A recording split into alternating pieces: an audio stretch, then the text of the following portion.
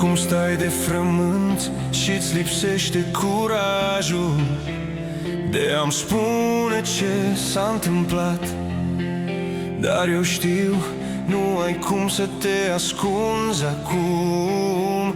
Nu căuta un alt drum.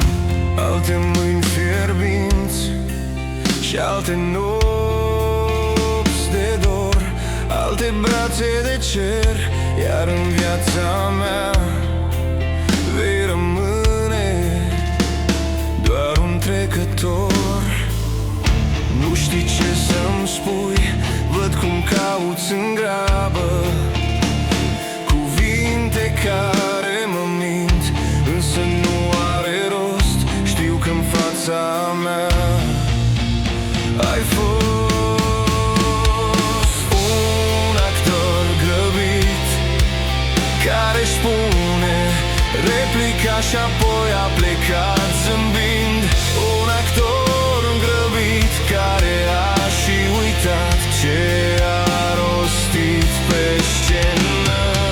Un actor grăbit care pleacă imediat ce piesa a luat sfârșit, bucuros că rolul a fost ușor. Aleargă spre alt decor.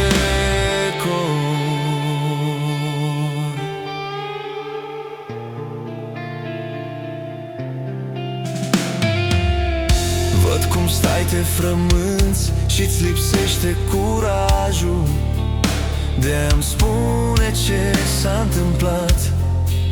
Dar eu știu, nu ai cum să te ascunzi de mine. Nu căuta un alt drum. Vrei să joci un alt rol, dar nu poți convinge. Ai vrea să cred că ți-e greu, însă nu are rost. Știu că în fața mea